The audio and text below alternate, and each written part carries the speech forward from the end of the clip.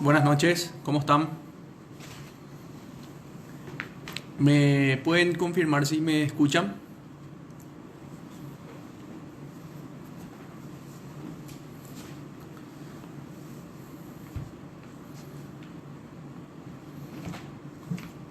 Bueno, vamos a empezar en un minuto, ¿sí?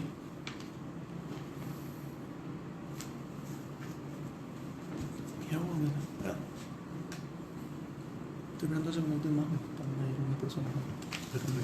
¿Cómo soy? Perdón, porque tiene.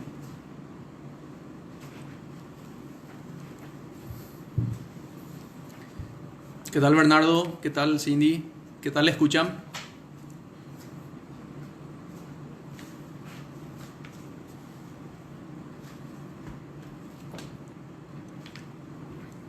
¿Se escucha bien? Dice. Saluda primero también. Bueno, vamos a iniciar. Acá les va a saludar también. Buenas noches, ¿cómo están? Espero que todos estén bien y vamos a proseguir nuestra clase, el desarrollo de nuestras lecciones por este medio. Cualquier cosa pueden hacer sus preguntas y nosotros vamos a contestar sin ningún problema. Si no es ahora, le preguntaremos a otro, después le contestaremos en la otra clase. Bueno, hoy vamos a iniciar con el desarrollo de las bolillas 30 y 31. La 30 es un poco corta, por eso es que decidimos juntar dos bolillas en una sola ocasión. Hoy iniciamos el título quinto del programa, que habla de la clasificación de las obligaciones. Cuando hablamos de la clasificación de las obligaciones, tenemos tres tipos de clasificaciones que son por el vínculo, clasificación por los sujetos y la clasificación por el objeto. Entonces, hoy vamos a desarrollar la clasificación según el vínculo y también la clasificación según los sujetos, ¿verdad? Que tienen en ambos tipos de clasificación, tienen varias variantes. Vamos a tratar de explicar lo más sencillo posible y también dar algunos ejemplos. Bueno, cuando hablamos de la clasificación de las obligaciones según el vínculo, debemos hablar de que estudiaremos las obligaciones civiles, llamadas también perfectas, y las obligaciones naturales y llamadas también imperfectas. También vamos a hablar un poquitito de qué serían las obligaciones morales, ¿verdad?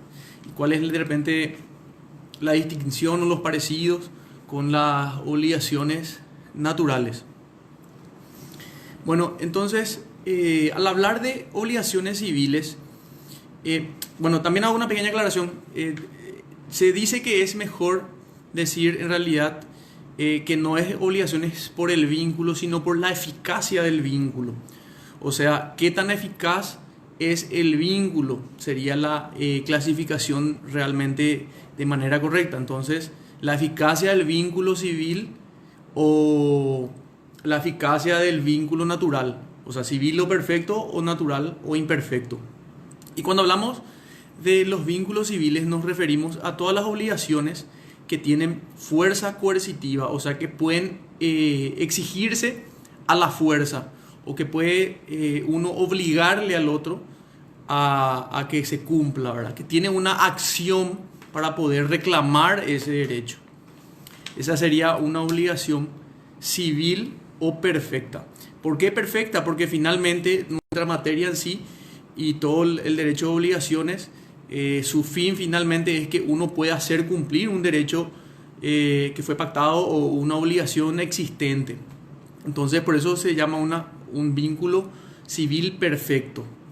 ¿Por qué se le llama imperfecto al natural? Por obvias razones, que sería lo contrario, que no cumple con lo que sería una obligación en sí misma, o para lo que se creó realmente, que es obligar a alguien a que cumpla con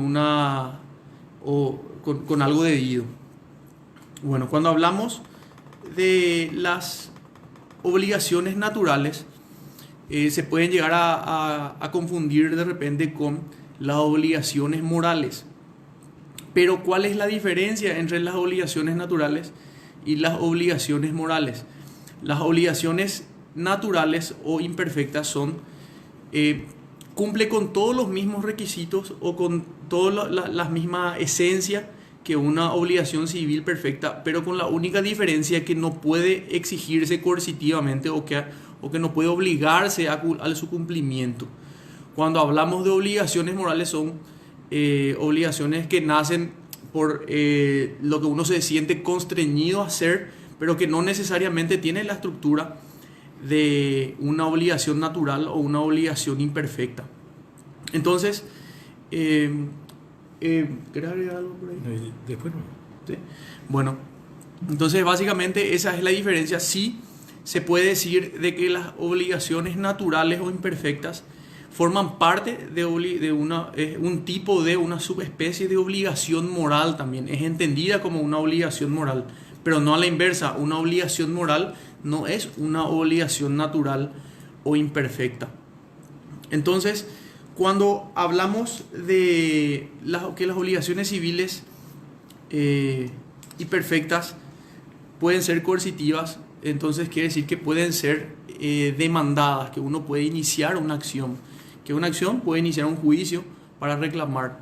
Por poner un ejemplo, una deuda económica que alguien tenga, uno tiene la posibilidad de demandarle y hacer efectivo el cobro de esa deuda económica. Puede existir también, por ejemplo, una deuda económica, pero que ya no tenga base, o no tenga la fuerza, o no tenga la posibilidad de iniciar una acción para cobrar ese dinero adeudado. Entonces, en ese caso sería una obligación natural o imperfecta. Tenemos que también hacer notar de que existen muchas obligaciones que en principio fueron obligaciones civiles o perfectas, que por la imposibilidad de plantear una acción por causa de la prescripción, por ejemplo, se convierte después en una obligación natural, que en principio nació como una obligación civil, pero ya luego se convierte en una obligación natural al no existir la vía, o ya no ser la vía, ya no ser buena la vía del reclamo. Entonces, por ejemplo, si uno tenía un contrato que no exigió dentro del plazo previsto, entonces pasado ese tiempo se convierte en una obligación imperfecta o natural.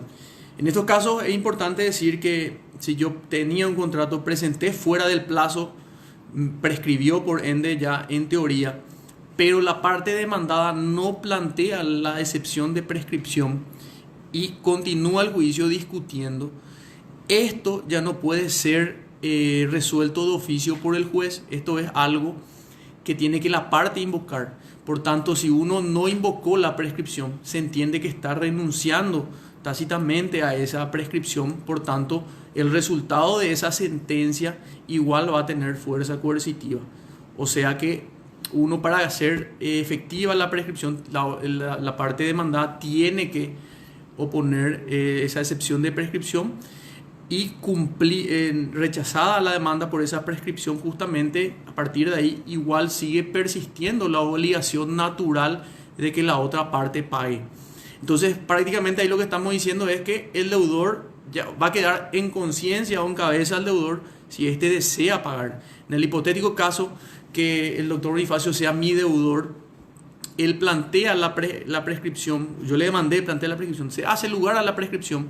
A partir de ese momento yo ya no tengo derecho a reclamarle nada. O sea, yo no voy a poder exigirle, o mejor dicho, voy a poder reclamarle, pero no voy a poder coercirle para que me dé ese dinero. Pero si él por un descuido, equivocación o porque tuvo un lapso de bondad, por decirlo mal y pronto, y él decidió pagarme a mí igual, por más que había planteado la excepción de prescripción, lo que él me pagó a mí en virtud al derecho natural o al derecho imperfecto, en ese caso ya no puede pedirme la repetición de lo pagado o la devolución del dinero que me entregó. Esto está establecido en el artículo 1820 de nuestro código, que lo voy a leer rápidamente.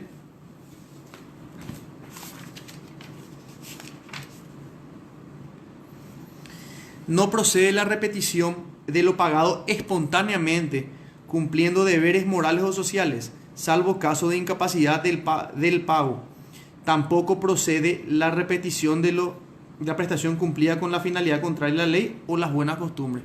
Bueno, entonces te dice que lo que vos hiciste espontáneamente por una conciencia que tenías o por una obligación moral que tenías, o en este caso en virtud de un derecho natural, él no puede pedirme la devolución de lo que él me pagó. Y yo me ampararía en este artículo 1820. Tiene una excepción igual a la regla que es esta parte donde dice salvo caso de incapacidad del pago. Por ejemplo, luego de que él planteó el juicio, la excepción de prescripción, se hizo lugar, con el tiempo él cae en incapacidad, judicialmente se declara que es una persona con discapacidad y él me realiza el pago. Entonces en ese caso sí podría sus tutores, o en este caso sus curadores, mejor dicho, pedir la repetición de lo pagado, ya que él me pagó en un estado de incapacidad, y en este caso sí aplicaría la devolución o la repetición de lo pagado. Bueno, y básicamente esto es lo que acabo de dar es un resumen completo ya de la bolilla 30, ¿verdad? Espero que haya principales accesorios. No, ese es el 30, ¿verdad? 30. Pues yo iba a hablar previamente mientras Bueno. ¿Va a hacer algunas acotaciones también? Sí, muy interesante es para volver atrás y recordar un poco filosóficamente esta distinción entre las obligaciones civiles y naturales. El Código de Vélez, que estuvo en vigencia desde el año 1877 en nuestro país, decía claramente en 4 artículos, regulaba lo que son las obligaciones naturales y decía que las obligaciones naturales son aquellas que están fundadas en el derecho natural y en la equidad, dice, en 2 cosas, en el derecho natural y en la equidad. Pero que pagando no autoriza la repetición de lo pagado. Muy bien. En realidad, cuando el Código de Napoleón surgió en el año 1804, también se mantenía absolutamente todo ese criterio hasta principio del siglo XX, más o menos hasta principio del siglo XX, de que una obligación natural es aquella que está desprovista de acción, es una obligación desvitalizada, es una obligación que se ha disminuido, como por ejemplo las obligaciones prescriptas. Pero ¿qué pasa? En ese momento, en todo ese trayecto, se confundía la acción con el derecho. Por eso estoy entrando yo, a los efectos de distinguir qué es la acción y qué es el derecho. Por ejemplo, una obligación prescrita perdió la acción, pero otra cosa es el derecho. Porque los comentaristas del Código de Napoleón identificaban la acción con el derecho. Por eso decía de Molombe que la acción es el propio derecho con casco y armado para la guerra. ¿Ves? Le droit, casqué, armé in the war. El propio derecho armado y equipado para la guerra. Hasta aquí los estudiosos de esta parte del derecho, que son los alemanes, han demostrado absolutamente 2 cosas distintas. Una cosa es el derecho y otra la acción. La acción es la pretensión jurídica que se puede hacer ante los órganos autorizados para hacer cumplir el derecho. Muy bien. A partir de allí vemos que las obligaciones prescriptas son simplemente lo que se ha perdido realmente en la acción. Es decir, la capacidad para instar a la maquinaria jurisdiccional a los efectos de exigir y de compeler al cumplimiento de la obligación. Eso es lo que se perdió. Pero el derecho aún no, el derecho sigue en vigencia. Por eso es que si una de las partes cumple, el efecto es de que no autoriza la repetición de lo pagado. Muy bien. Ya dijo el profesor que tenemos que hacer una distinción entre lo que es lo moral realmente y una obligación natural o lo que se debe en virtud de deberes sociales.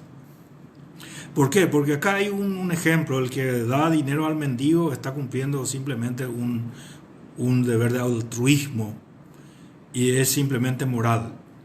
Sin embargo, la obligación natural se funda en el derecho natural y en la equidad. Bueno, hasta allí todo bien. Pero vamos a acelerar un poco más. Luego llegamos, en esta época, esto significa un desarrollo del positivismo. Cuando llegamos nosotros a 1945, ya durante la guerra y más o menos al terminar la Segunda Guerra Mundial, un jus naturalista muy fuerte que se llama Gustavo Ravruch, que decía que una norma jurídica no es igual a ley ni tampoco al derecho. Una norma jurídica puede establecer cosas completamente injustas y aberrantes. Se refería a las disposiciones de los nazis, ¿verdad? A estos fusilamientos directos y compañía, ¿verdad? O la confiscación de todos los bienes. Bueno, una norma jurídica puede ser una norma jurídica que simplemente es un acto de alguna autoridad que está momentáneamente ejerciendo incluso contra los principios de la humanidad y establece algunas reglas. Y esas reglas son normas o normas jurídicas, pero eso no es igual a ley y mucho menos al derecho. Por eso, todo el sistema jurídico en realidad debe fundarse en el derecho natural y por supuesto en la equidad. Nosotros encontramos en nuestro código, les invito por supuesto a siempre a seguir leyendo el código, donde la enorme cantidad de disposiciones se funda en la equidad, como también normas de derecho internacional, como también normas de interpretación en general, como las reglas de la UNIDROIT, etc. Todo se funda en la equidad. Es decir, como conclusión, en esta parte yo les quiero decir de que finalmente todo el sistema jurídico se funda en el derecho natural, o por lo menos debe fundarse en nuestro sistema. Ahora bien, ¿qué es lo que pasa con la obligación natural? En nuestro código les adelanto que no está esta división entre las obligaciones civiles o naturales. Para sintetizar, decimos obligaciones civiles son aquellas que están provistas de acciones, lo que significa que se puede demandar judicialmente y constreñir al deudor al pago de las obligaciones, o como sanción va a terminar con una ejecución patrimonial. Bueno, son obligaciones civiles. Y las obligaciones naturales son aquellas que no están provistas de las acciones, desprovistas de acciones, pero que cumplida no autoriza la repetición de lo pagado. Entonces, esta es la diferencia fundamental entre una y otra. Las demás cosas que le venía diciendo son filosofía a los efectos de entender mejor simplemente el funcionamiento del sistema jurídico. Bueno, para terminar la bolilla 30, tenemos que hablar de las obligaciones principales y accesorias. Hablamos de obligaciones principales cuando una obligación no depende de ninguna otra, o sea, es autónoma.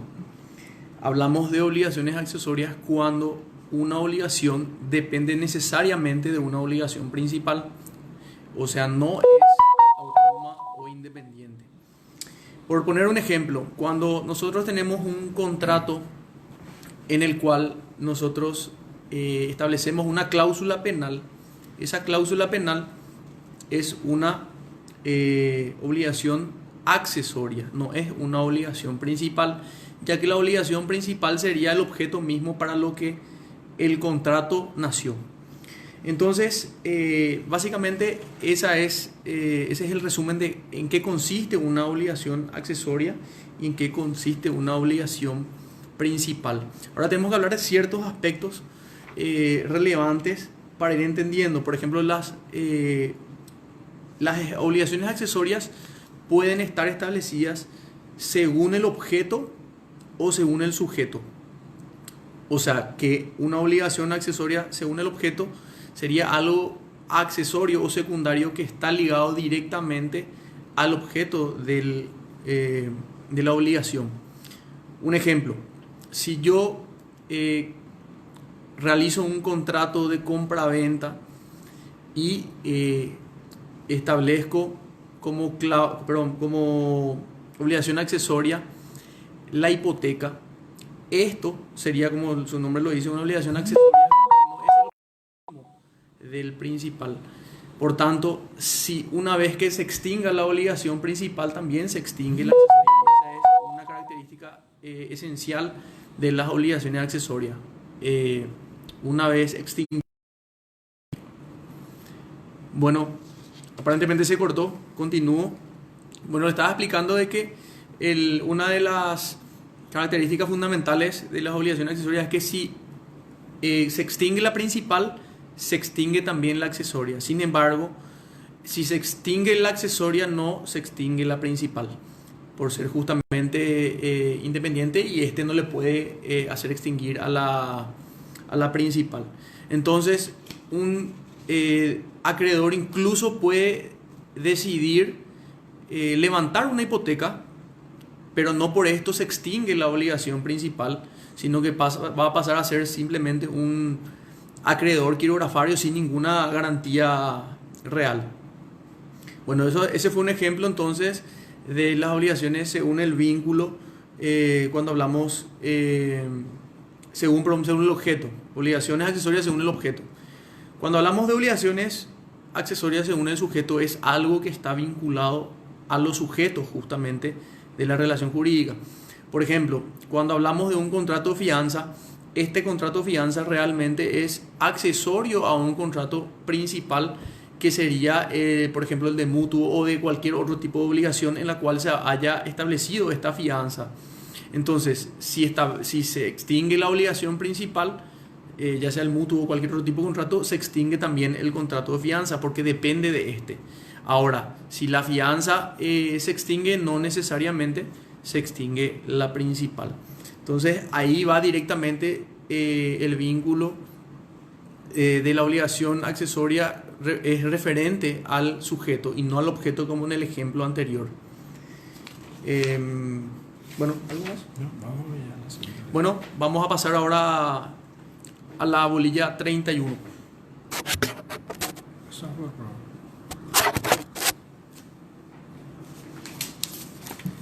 Muy bien, vamos a hablar de los sujetos, la clasificación por los sujetos. Primer término, sujetos múltiples, que significa disyunción, conjunción, obligaciones disyuntas, conceptos, aplicación, obligaciones conjuntas, etc. Mancomunión simple. Bueno, en este punto nosotros tenemos que aclarar que las obligaciones disyuntas no está regulado o regulada en nuestro código. Esta clasificación no se encuentra en el código. La clasificación es simplemente doctrinaria. Lo que quiere decir una obligación disyunta es que puede existir una pluralidad de sujetos, como por ejemplo sujetos acreedores o sujetos deudores. Vamos a suponer que existiera 3 sujetos deudores: Juan, Pedro y Sindulfo. Cuando se establece esta obligación... Bueno, estábamos diciendo que si tenemos 3 deudores, Juan, Pedro y Sindulfo, se dice que una obligación es disyunta cuando se dice que adeuda Pedro o Juan o Sindulfo, es decir, uno de los 3. De tal forma que cuando el acreedor elige a uno de ellos, quedan liberados los otros. Esto se llama obligaciones disyuntas, y les reitero, para simplificar las cosas, no está legislada en nuestro código. Pero por el principio de la autonomía de la voluntad, si se pacta en un contrato, esto expresamente se debe respetar. Bueno, ahora vamos al otro tipo de obligación, que son las obligaciones divisibles y de sujetos múltiples, como las obligaciones simplemente mancomunadas. En las obligaciones simplemente mancomunadas pueden existir varios deudores y varios acreedores. En las obligaciones de mancomunión simple las prestaciones son diversas, lo que significa que cada uno de los deudores tiene una prestación distinta e independiente frente a cada uno de los coacreedores. Y en consecuencia, el objeto obviamente es un objeto divisible, porque cada uno de los deudores adeuda solamente su parte y en forma independiente. Muy bien. Para saber cuántas obligaciones existen, nosotros tenemos que, de acuerdo a nuestro código, tenemos que establecer la deuda que debemos dividir por el múltiplo de deudores.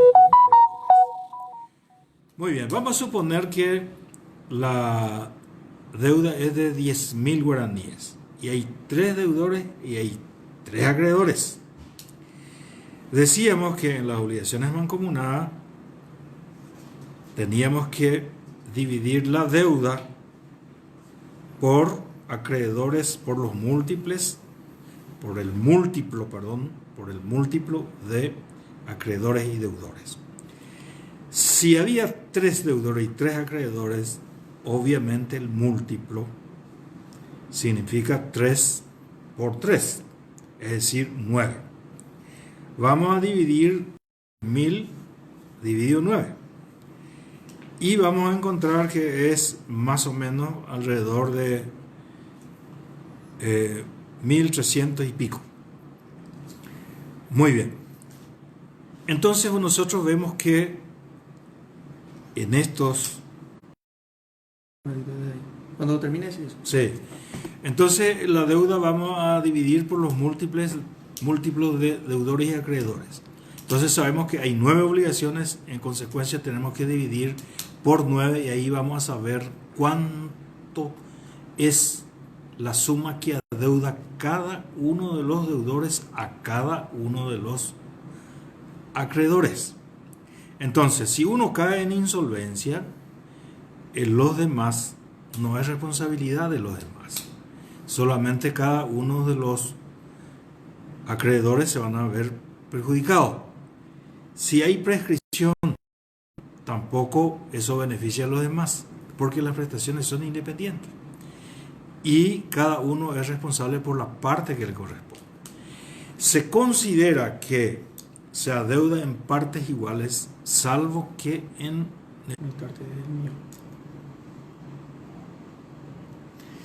Bueno, Jazmín, respondiendo a tu pregunta, a nosotros en un par de ocasiones nos aparece en la pantalla que se corta la comunicación, pero en ese momento nosotros paramos también y cuando nos dice que se vuelva a reconectar, continuamos para que puedan seguirnos, ¿verdad? Bueno, yo quiero agarrar desde donde estaba también el doctor para complementar un poquito y también tratar de hacer un ejemplo, ¿verdad? En esta parte, cuando más nos grafican, es mejor y es más fácil de entender de repente, ¿verdad? Porque tiene muchos matices. Bueno, volviendo un poquitito atrás, teníamos que hablar de que cuando iniciamos en esta bolilla, estamos hablando... A ver un poco, ¿cuál es? Nada simple. Sí, no, pero primero que teníamos que hablar que tiene que acordarse que existen obligaciones que tienen una relación simple directamente, que es cuando, o sea, que con sujetos simples, cuando existe un acreedor y un deudor que se va a encontrar muchas veces en el, justamente, cotidianamente, ocurre comúnmente, lo que quiero decir, ¿verdad? Entonces, un acreedor y un deudor. Entonces, esto es sujeto simple. Luego encontramos las relaciones, las obligaciones de sujeto compuesto, que nos referimos cuando hay más de unos deudores o más de unos acreedores o más de deudores y acreedores. O sea, desde el momento que alguna de las partes o ambas partes tiene más de un sujeto, entonces ya estamos hablando de una relación ya compuesta. ¿Estamos bien? Entonces cuando...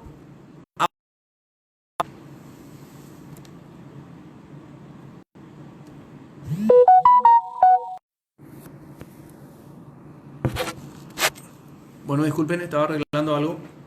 Bueno, le estaba diciendo, entonces cuando hablamos de sujetos múltiples, tenemos que hablar entonces, lo que ya explicó el doctor, de que hablamos de obligaciones disyuntas y obligaciones conjuntas. Cuando hablamos de obligaciones disyuntas, lo primero que nos tiene que venir a la cabeza es el prefijo o, que es el prefijo que habla luego de disyunción.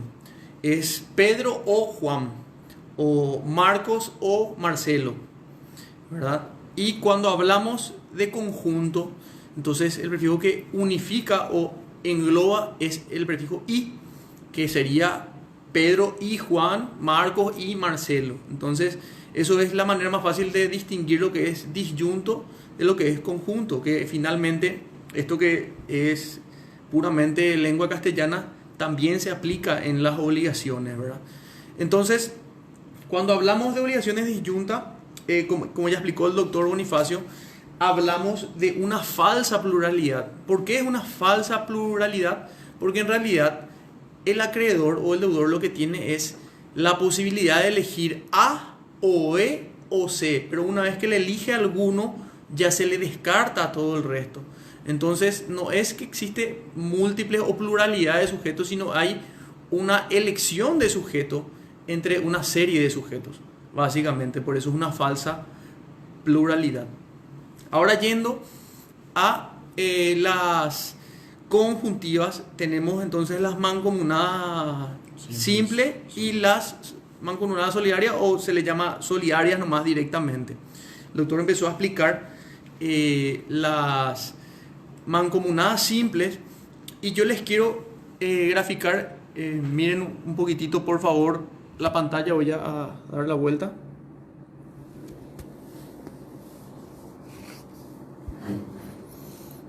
Bueno, espero que se vea bien. Vamos a hacer el intento.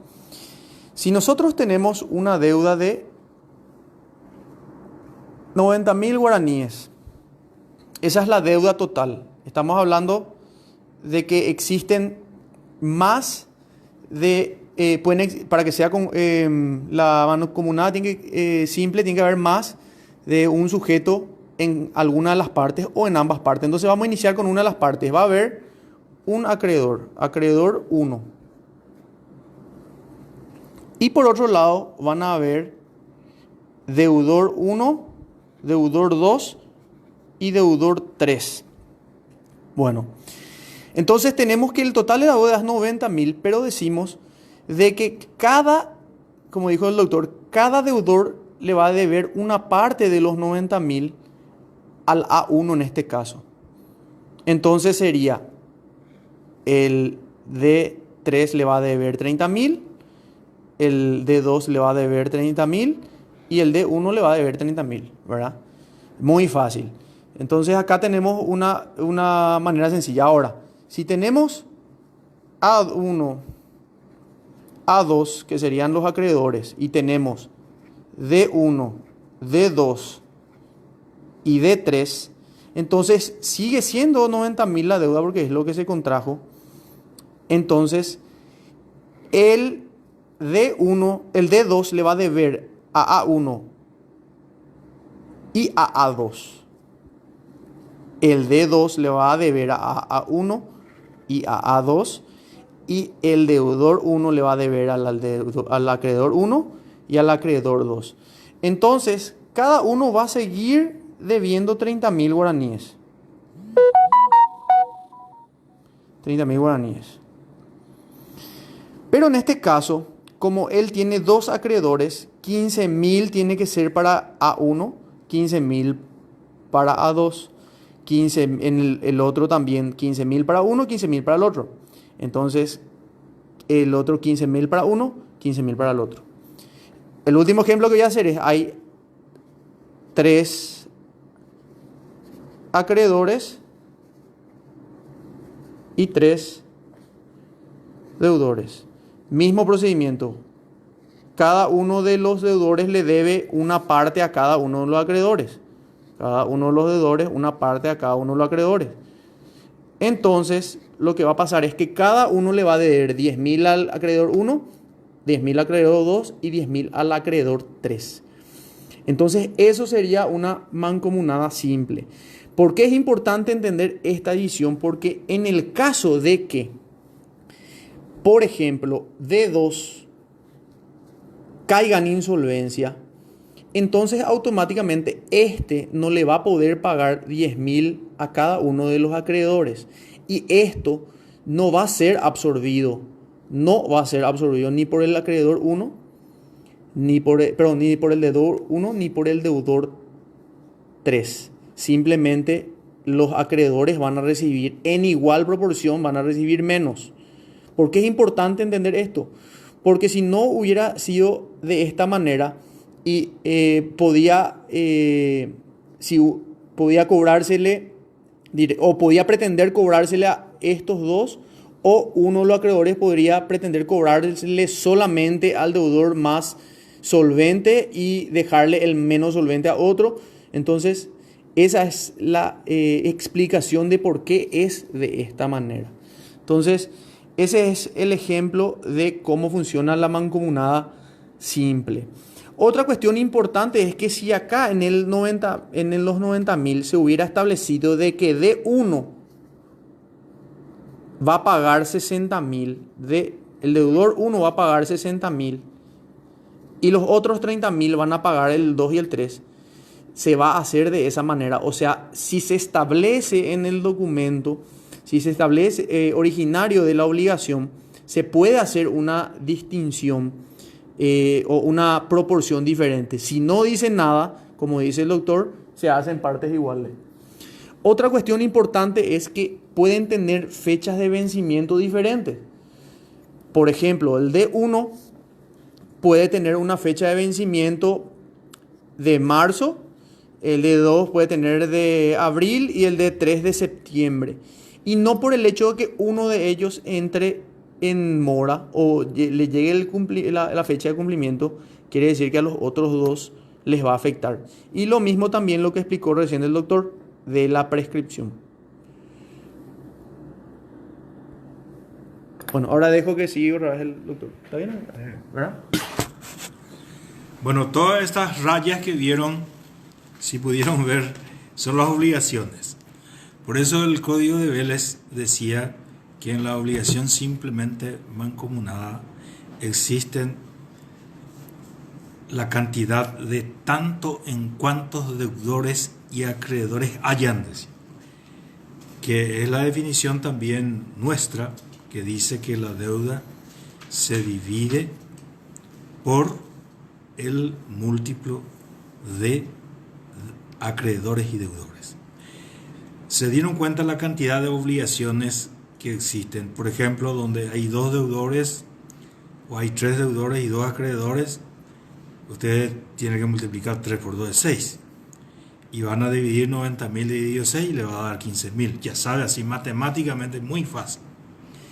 O donde existen 3 deudores y 3 acreedores. La deuda significa 90.000 dividido 3 por 3 es 9, dividido 9 son 10.000 cada uno. Bueno, por eso es que nosotros a veces nos asusta cuando leemos una definición legal y sin embargo vemos que es una cuestión tan sencilla. Ahora, frente a esta mancomunión simple, que es la regla, tenemos que tener en cuenta que eso es la regla en el derecho, tenemos una excepción, que es la mancomunión solidaria. En la mancomunión solidaria existe una unidad de prestación. En consecuencia, la cantidad de deudores pueden ser exigidos u obligados a la totalidad de la obligación por cualquiera de los acreedores. Por eso se dice que en la obligación solidaria cualquiera de los acreedores pueden exigir a cualquiera de los deudores la totalidad de la obligación. Muy bien. Esta solidaridad es la máxima garantía, por supuesto, en el orden crediticio. Por eso es que en gran medida todos los sistemas financieros funcionan en virtud de este principio de la solidaridad. Por eso nace de forma inequívoca en los actos jurídicos o de la ley. Su fuente es de términos inequívocos en los actos jurídicos y de la ley. Muy bien, esto es muy interesante porque resulta que uno no, por vía de interpretación, no puede llegar a considerar que una obligación es solidaria, sino debe surgir expresamente, sea del documento, sea del pagaré, sea de la letra de cambio, sea del contrato, y entonces no se puede simplemente interpretar. Estoy repitiendo esto porque teníamos un caso donde había vencido un contrato de alquiler y luego se ha renovado. En principio, la garantía solidariamente había dado una persona muy solvente, pero venció el contrato y se hizo un nuevo contrato y ahí ya no firmó. Entonces los demandantes consideraron que igualmente él seguía adeudando solidariamente todas esas obligaciones existentes en el contrato. Y obviamente perdió el pleito.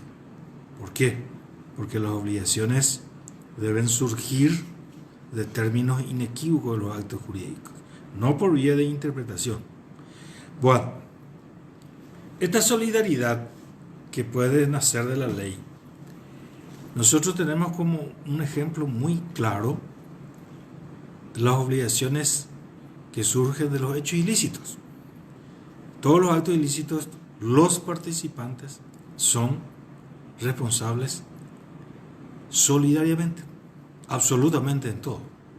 Sea un hecho ilícito que se comete en la actividad diaria, un accidente de tránsito, un hecho ilícito producido por las barras bravas, pero también los hechos ilícitos que se cometen en todos los órganos donde existe una pluralidad de personas que actúan en función a algún órgano. Por ejemplo, en una sociedad anónima, el directorio, el que no quiere ser responsable de los actos ilícitos, tiene que dejar constancia de que no está de acuerdo y que no apoya la decisión.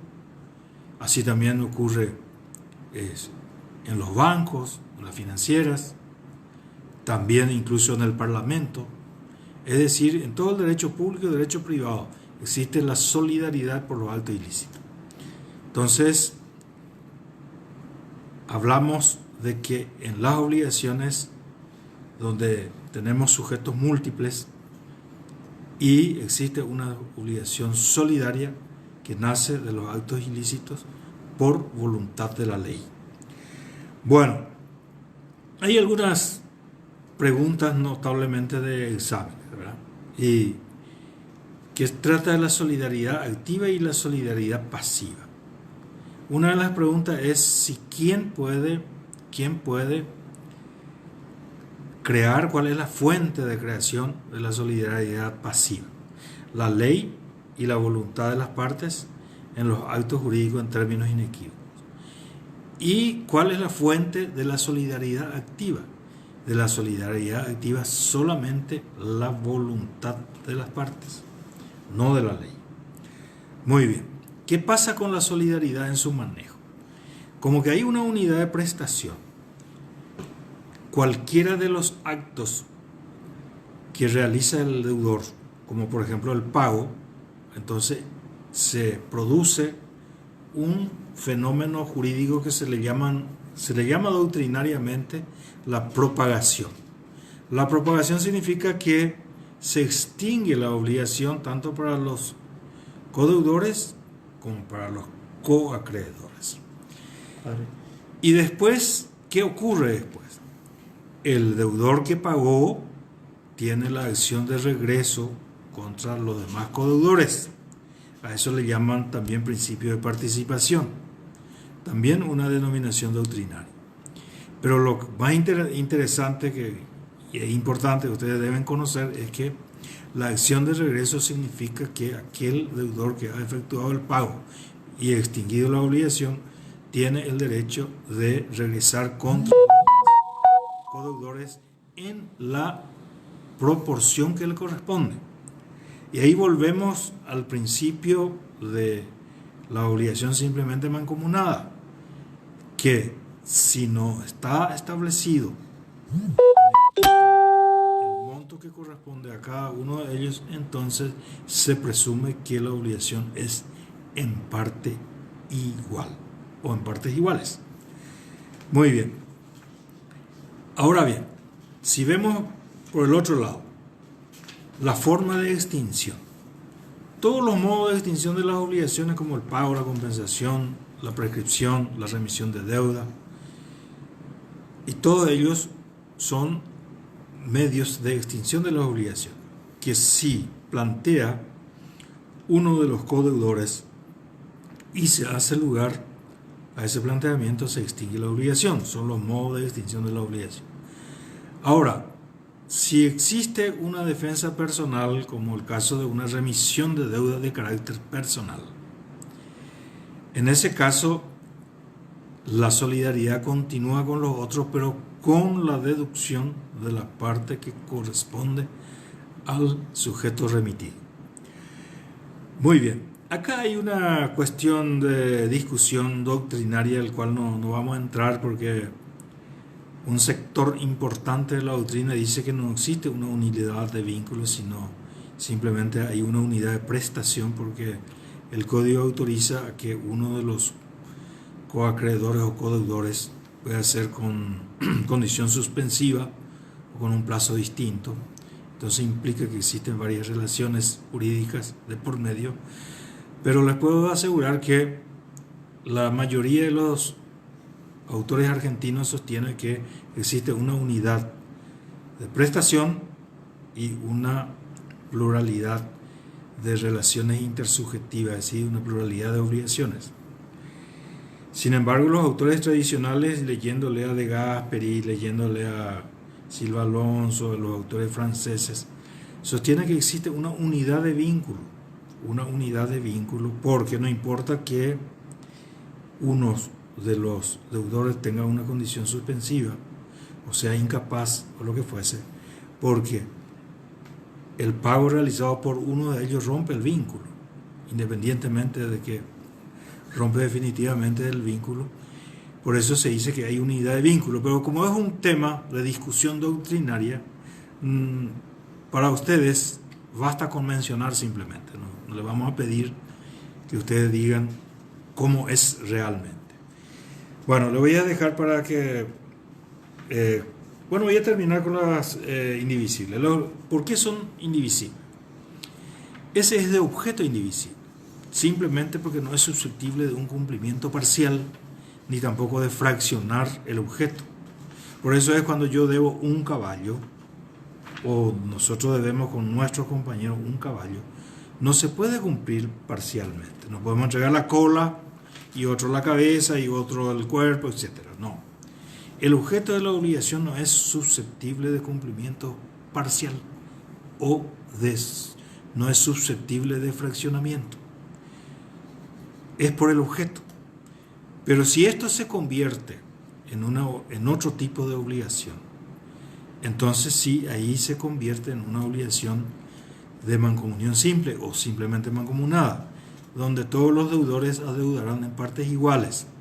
Ahora, hay una excepción que introdujo el Código Paraguayo, muy importante, cuando se extingue el objeto por culpa o por mora de uno de los codeudores y se va a convertir en una indemnización, en ese caso, si el culpable, el deudor que ha incurrido en culpa o en mora, va a ser responsable de la totalidad de la indemnización. Muy bien, vamos a continuar. Sí, bueno, yo voy a dar algunos aspectos, algunas características más. A mí me gustan más los detalles, luego el doctor ya explicó todo lo importante. Entonces, en primer lugar, para que no haya confusión nomás, reiterar entonces que la solidaridad activa es únicamente por acuerdo de las partes o por voluntad. Cuando hablamos de solidaridad activa, nos estamos refiriendo, para que no haya confusión, de los acreedores. La solidaridad pasiva sí nace o de la voluntad o de la ley. Cuando hablamos de solidaridad pasiva, estamos hablando de los deudores. Entonces aclaro eso para que quede, para que no haya lugar a dudas al respecto. Bueno, vamos a hablar un poco de las qué defensas pueden plantear las partes en juicio en los casos de que hay una solidaridad en una obligación, y cuáles son los efectos que van a tener dichas defensas. Puede ser planteada cualquier tipo de defensa de carácter común, o sea, cualquier defensa común, y también las de carácter personal. Las de carácter común, por ejemplo, serían, cualquier cuestión que tenga que ver con respecto al título o la parte formal del documento, y las defensas personales, las que hacen referencia a una sola de las partes. Por ejemplo, una excepción de inhabilidad de título, entonces estamos hablando de una defensa común. Cuando hablamos, por ejemplo, de una nulidad por algún vicio en el que se incurrió en el momento mismo de la gestación de la obligación, podemos hablar de una defensa personal. Por ejemplo, si deudor 1, deudor 2 y deudor 3 son los firmantes, pero al deudor 2 se lo obligó con una pistola a firmar, evidentemente él puede plantear una defensa que trata de la nulidad por violencia, pero esta defensa solamente le va a beneficiar a él y no hacia los otros dos que de manera voluntaria o en los cuales no hubo ningún vicio para que firmen, ¿verdad? Si se hiciera lugar a la defensa en carácter personal, solamente va a ser beneficiado pero en ese caso sí se va a sacar la parte, digamos, se va a hacer como una división entre los tres. Si era 90.000 la deuda solidaria, se va a sacar 30.000 y va a quedar 60.000 de deuda, pero que va a seguir siendo solidaria entre los que quedan. Entonces, haciendo otra vez el mismo ejemplo que hace rato, pero solo que ahora no les voy a dibujar, cuando hablamos de obligaciones solidarias, hablamos de que existen deudor 1, deudor 2, deudor 3, acreedor 1, acreedor 2, acreedor 3, y que cualquiera le puede pagar a cualquiera los 90.000 y todos los otros deudores van a quedar liberados, y los otros acreedores no le van a poder tampoco exigir a los deudores, ya que ya fue abonado. Entonces, ¿qué pasa en esos casos? Ya les expliqué el tema de la defensa, pero ¿qué pasa si había 3 deudores y 3 acreedores y un deudor le paga a un solo acreedor y yo soy otro acreedor? Claramente yo voy a querer cobrar igual seguramente mi parte de la deuda, porque por más que sea solidaria, evidentemente puede existir algún tipo de obligación otra vez de vuelta. Y lo que pasa, entonces para eso tenemos que analizar es cuál es la relación entre los sujetos en sí otra vez, o sea, entre los acreedores y entre los deudores. En este caso, si un acreedor paga toda la deuda, puede pedir en partes iguales a los otros 2 acreedores que no pagaron la deuda, salvo que la misma obligación haya establecido una división diferente de la deuda entre ellos. Pero si no, entonces tiene la posibilidad de reclamarle lo pagado a las otras partes, sacando la proporción que le correspondería luego a él mismo. ¿Está bien? Sí, esto es lo que creo que hablo. Y lo mismo pasaría si cobra uno solo de ellos, los otros acreedores también Prevención. pueden exigirle. ¿Tienes prevención de qué? Prevención. De esto hablando. Leo. No, y hablar de la prevención que cuando uno... Esto es muy importante. ¿A qué te referís? Te voy a dejar que hable. Bueno. No sé qué me estás refiriendo. Una última cosita. Tenemos que entender que la solidaridad en realidad es en beneficio generalmente del acreedor. Entonces, el acreedor realmente puede también decidir deshacer esa solidaridad o renunciar a esa solidaridad. Y en el caso de la renuncia de solidaridad, lo que pasa es que se convierte en una obligación mancomunada y los 90.000 que a los que estaban obligados cualquiera de los deudores, entonces pasa a deber solamente 30.000 cada uno, pero porque hizo una renuncia expresa el acreedor. Eso quería explicar. ¿Vos? Bueno, hay un tema que hay que considerar y tenerlo muy en cuenta, porque es nuestra pregunta predilecta, que es la prevención. Siempre le pedimos la explicación en qué consiste la prevención. En las obligaciones solidarias, si existen varios deudores, un acreedor o varios acreedores al mismo tiempo, cuando se plantea una acción en contra de uno de los deudores, ahí se produce lo que se llama la prevención, lo que significa que el deudor solamente puede pagar al acreedor reclamante y no a ninguno de los otros acreedores. Entonces, este es el fenómeno que se denomina prevención, a los efectos de poder prevenir que el deudor que es requerido al pago, entonces está obligado a efectuar el pago al acreedor requirente y no a los demás. Así también los demás deudores no están obligados a efectuar tal pago, sino el deudor prevenido. Esta es la figura de la prevención que existe en esta materia. Creo que ya estamos terminando. Bueno, y bueno, con esto terminamos el desarrollo también de la bolilla 31, por lo menos lo más importante. Y nada, nos despedimos hasta la próxima 32 clase. con los sujetos para la próxima clase. Bueno, y la próxima clase, creo que va a ser la grabada, ¿no? Seguramente. Sí, posiblemente se va a estar subiendo el desarrollo de la bolilla 32 como de costumbre en la semana. Así que buenas noches y sigan guardándose y cuidándose. Y próximamente cuando volvamos a las actividades rutinarias también con el debido cuidado y tratando de tener la máxima precaución en cada uno de nuestros ámbitos. Así que un saludo a todos. Hasta luego.